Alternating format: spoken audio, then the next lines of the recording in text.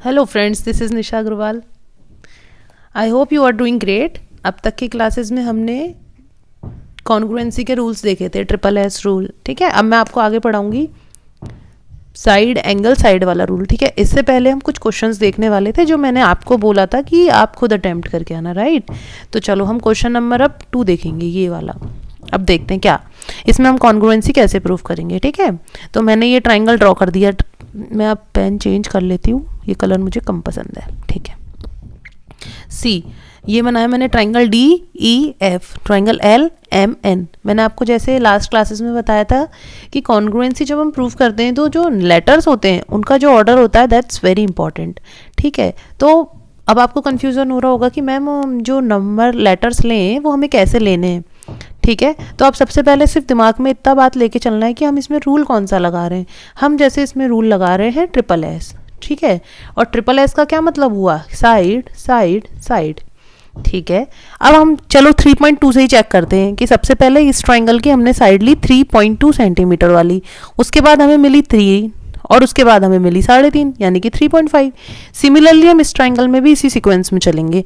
तो हमें सबसे पहले मिलती है 3.2, फिर हमको मिलती है 3 एंड देन हमको मिलती है 3.5। तो हम इसका नेमिंग कैसे करेंगे, तो हम डी से शुरू हुए तो हमने डी लिख दिया, फिर हम ई के पास गए तो हमने ई लिख दिया लाइक दिस, फिर हमने एफ मिला तो हमने एफ लिख दिया।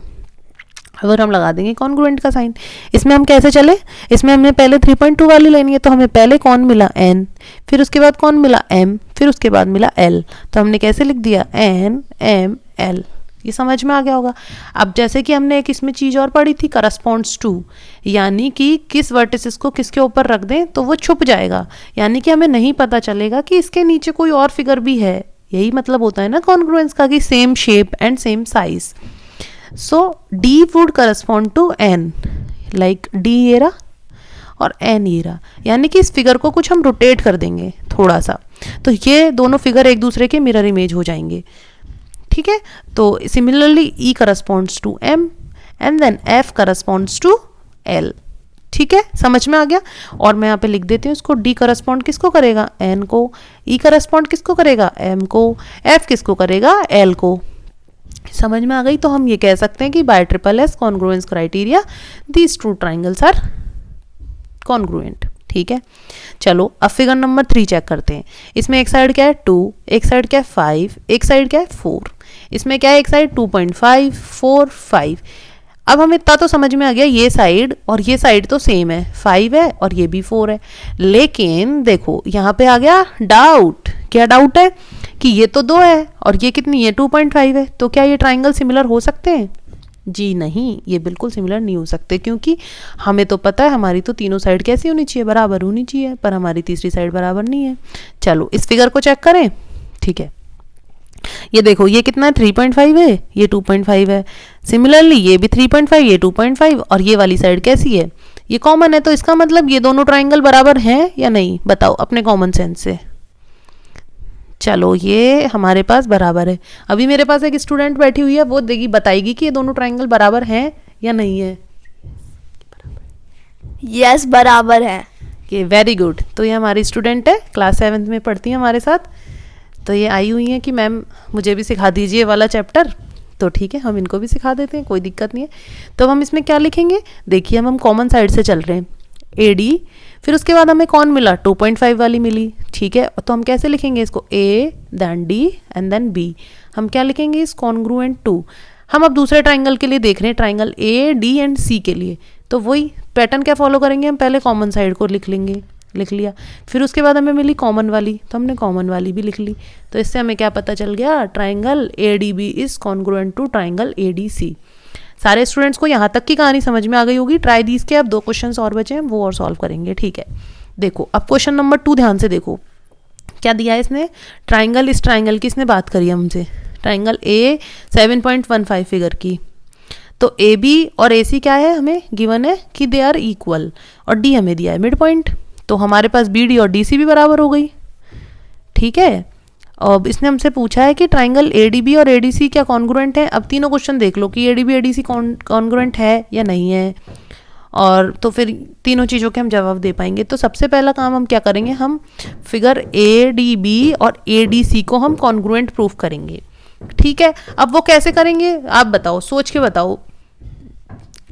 अब जो आज हमारी स्टूडेंट है वो क्लास में क्या थोड़ी नहीं आई है, तो वो नहीं बता पाएगी, तो हम खुद डिस्कस करेंगे ट्राइंगल ए डी बी और ट्राइंगल ए डी सी। मैं बता रही हूँ कि अब ये देखो, साइड ए डी जो है वो कैसी है, कॉमन है, वो इस ट्राइंगल में भी प्रेजेंट है, वो इस ए डी सी ट्राइंगल में भी प्रेजेंट है, तो ये कैसी साइड हो गई, कॉमन। ठीक है, और एग्जामिनर जो ये क्वेश्चन पूछ रहा है उसने हमको दिया है कि ए बी और ए सी कैसे हैं आपस में, ये दोनों तो बराबर हैं, तो ए बी ए सी बराबर हो गए, ये चीज़ हमारे पास गिवन है। ठीक है, अब डी जो है क्वेश्चन पूछने वाले ने कहा है ये मिड पॉइंट है, तो बी डी और डी सी कैसे हो गए आपस में, बराबर हो गए, क्यों, ये तो गिवन है। तो इससे हमें क्या पता चल गई, देखो तीनों साइड हो गई ना बराबर, ये साइड और ये साइड और ये साइड, तो कौन सा क्राइटेरिया लगा देंगे, ट्रिपल एस रूल, और क्या कह देंगे फिर वही कॉमन, फिर ये वाली और फिर ये वाली, तो ए डी बी और ए डी सी, तो ए डी बी और ए डी सी क्या हो गई, कॉन्ग्रुएंट हो गई। अब आप देखो इसके रिमेनिंग पार्ट्स कौन कौन से बचे, एक एंगल बी बचता है, एक एंगल सी, एंगल बी और एंगल सी क्या हो गए, बराबर, कैसे, congruent parts of corresponding triangles are equal, corresponding parts of congruent triangles are equal, इसलिए। और अभी अपने पास ये वाला एंगल बच रहा है एक, तो इसका नाम क्या होगा, बी ए डी। अब याद करो मैंने आपको जो चैप्टर 5 था उसमें मैंने आपको सिखाया था कि जो एंगल्स होती है उसकी नेमिंग कैसे करते हैं, कि एंगल जो बना होता है वो किन्हीं दो साइड्स की वजह से बना होता है, राइट। तो एंगल जो बी ए डी है वो साइड ए बी और साइड ए डी की वजह से बना हुआ है, तो इसका नाम क्या हो जाएगा, बी ए एंड डी।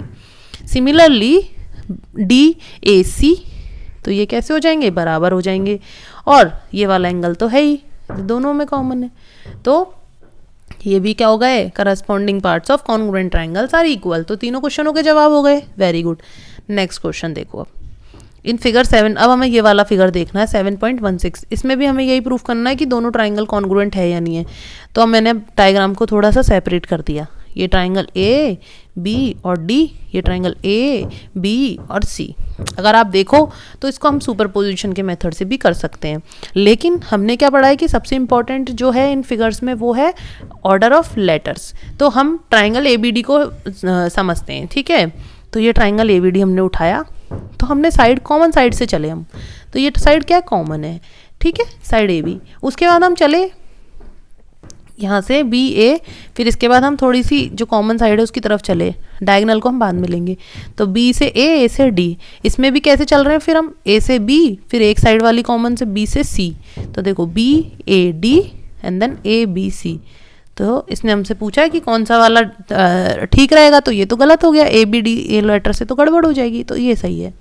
तो ये यहाँ तक आपको पिक्चर समझ में आ गई होगी, ठीक है। अब वो जो दोनों दोस्त थे अप्पू और टिप्पू, जिनकी हमने आपको लास्ट क्लास में भी कहानी सुनाई थी, अब फिर से हम इनकी कहानी सुनाएंगे। ये कह रहे हैं कि यार दोस्त अप्पू, एक बात बता, लास्ट टाइम पे तो तुझे मैंने तीनों साइड बताई थी, तब तुझसे ट्राइंगल ड्रॉ हुआ था, अब मैं कुछ मॉडिफिकेशन करना चाहता हूँ। तो उसने कहा भाई टिप्पू, भाई अप्पू ठीक है, टिप्पू भाई बोला ठीक है भाई अप्पू बता दो। तो उसने कहा अब की बार मैं क्या करता हूँ, तुमको दो साइड बता देता हूँ और उनके बीच का एंगल बता देता हूँ, तब क्या तुम मैंने जो ट्राइंगल ड्रॉ कर रखा है वैसा का वैसा ट्राइंगल बना दोगे। तो उसने कहा बना दूंगा, बताओ तुम मुझे। तो उसने कहा ठीक है। तो उसने दे दी, एक साइड दे दी उसने 5.5 बता दी, और एक बता दी 3, और बोल दिया इनके बीच का एंगल है 50। तो उसने कहा ठीक है अभी बना देता हूँ। तो उसने क्या करा, सबसे पहले उसने सोचा, दिमाग लगाया, ये ना सारी इन्फॉर्मेशन मिटा दे, इससे पहले मैं एक रफ डायग्राम बना लेता हूँ। तो उसने फटाफट से 5.5 सेंटीमीटर की एक लाइन खींच दी। अब क्या करेगा, अब ये करेगा, वो पॉइंट सी को उसने माना सेंटर, ठीक है। यहाँ से उसने भरा, उसने लिया एक क्या आर्क बनाया, इसने एक 50 डिग्री का उसने बना दिया अपना एक यहाँ पे आर्क। अब उसको ये पता है कि मैंने कहा AC जो है तुम्हारी वो 3 सेंटीमीटर है, तो उसने अपना 3 सेंटीमीटर का एक आर्क काट दिया, ठीक है। ये फिर ये तो जहाँ पे मिलेगी वो मिल ही जाएगी, हमारे पास AC की लेंथ तो हमारे पास थी सही 3 सेंटीमीटर, तो ये 3 सेंटीमीटर और ये एंगल इतना हो गया आपका 50 डिग्री। तो उसने कितना दिमाग लगाया देखो, अब उसको पता है कि ये जो होगा ये 50 डिग्री पे ऊपर ही उठेगा इसके साथ, तो उसका ट्राइंगल बन के तैयार है। उसने कहा हाँ यार, ये वाली इन्फॉर्मेशन से भी तो मुझे पता चल सकता है। उसने कहा हाँ बिल्कुल ट्राइंगल बन सकता है। तो इसका मतलब हमारे पास कॉन्ग्रुएंसी चेक करने का एक और क्राइटेरिया आ गया, और उस क्राइटेरिया का नाम है साइड एंगल साइड क्राइटेरिया। ये मैं आपको बोल के बताती हूँ। If under a correspondence two sides and the angle included between them of a triangle are equal to the two corresponding sides and the angle included between them of किसकी, another triangle की, तो वो दोनों triangle कैसे हो जाएंगे, congruent. चलो example की मदद से देखेंगे कि कैसे। देखो अब इसने हमें क्या दिया है कि which angle is included between the side D E and E F of triangle D E F. तो मैं क्या करूंगी, सबसे पहले मैंने ट्राइंगल बना दिया, triangle D triangle E F, पूरा ट्राइंगल बन गया। अब पूछ रहा है ये साइड डी और साइड ई एफ, तो साइड डी ई और साइड ई एफ के बीच में कौन सा एंगल आ रहा है। आप खुद ये तो कोई भी बता सकता है। अभी मेरे पास बैठी हुई बच्ची भी बताएगी कि कौन सा एंगल आ रहा है। बताओ बच्ची। E. Very good, very intelligent girl. इसका नाम पीहू है, बहुत इंटेलिजेंट बच्ची है ये। तो ई एंगल आ रहा है हमारे पास, ठीक है। अब हम क्वेश्चन नंबर 2 देख रहे हैं।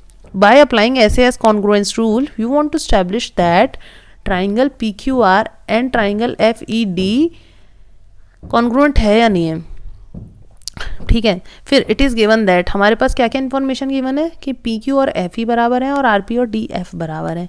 तो कह रहा है आपको और क्या इन्फॉर्मेशन चाहिए अब, ठीक है।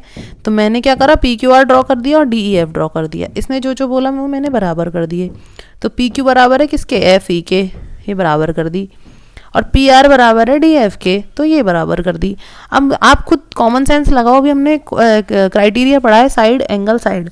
तो देखो ये साइड है और ये भी साइड है, इन दोनों के बीच में जो एंगल बन रहा है वो कौन सा है, एंगल P। और इस साइड के बीच में बन रहा है एंगल F। तो हमको क्या चाहिए, एक और इन्फॉर्मेशन। अगर ये हमें ये भी दे देता है एंगल P और एंगल F आपस में बराबर है, तो हम साइड एंगल साइड क्राइटेरिया से इन दोनों ट्राइंगल्स को कॉन्ग्रुएंट जो है प्रूफ कर देते हैं। नहीं, इसको नहीं, हमको इसने क्या प्रूफ करवाया, triangle PQR is congruent to triangle FE और D, ठीक है, यही प्रूफ करवाया है इसने। तो हमारे हिसाब से तो जो होता है ये कैसे होता, ये चलता है ऐसे RP and then Q D F and then E, अगर ये दोनों ट्राइंगल बराबर होते तो, है ना। तो अब जो है हमें प्रूफ करना है PQR बराबर FED होना चाहिए, FE एंड देन D,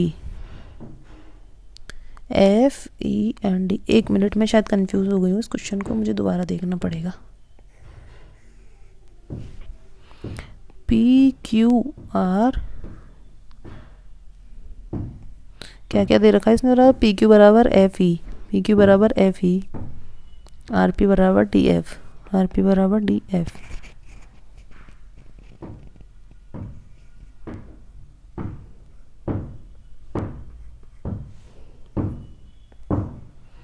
ऐसे भी तो लिख सकते हैं अपन इसको, PQ बराबर FE है ना, और ये हो गया ये, ठीक है। तो हमारा यहाँ से हो जाएगा ये E करस्पॉन्ड्स टू Q बनेगा P।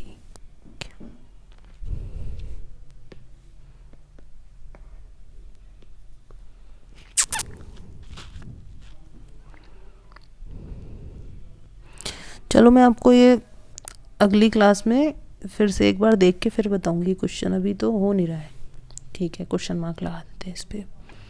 जब तक हम क्वेश्चन नंबर अब 3 देख लेते हैं। In figure 7.24 measure some parts of the triangles are indicated by applying SAS rule state the pairs of congruent triangles। तो अब हमें ये SAS लगा के बताना है कि congruent triangles है नहीं। तो आप सिंपल से यहाँ से देखोगे कि हाँ भाई ये 2.5 है, ये 2.8 है, ये एंगल इनके बीच में गिवन है, ये भी 2.9 2.8 इनके बीच में एंगल गिवन है, लेकिन this angle should be equal but this is not given. These angles, ये 80 डिग्री का है, ये 70 डिग्री का, तो बराबर है ही नहीं, ठीक है। अब जैसे ये वाला क्वेश्चन अगर हम देखें तो हम A से चले C की तरफ 2.5 सेंटीमीटर, फिर 35 डिग्री, फिर B की तरफ, ठीक है। इसी प्रकार से हम R से P की तरफ गए, 2.5 सेंटीमीटर है, और फिर P से Q गए, ठीक है। समझ में आ गया। तो basically A corresponds to Q, ठीक है, सी करस्पॉन्ड्स टू पी, ठीक है, और बी करस्पॉन्ड्स टू क्यू, ठीक है।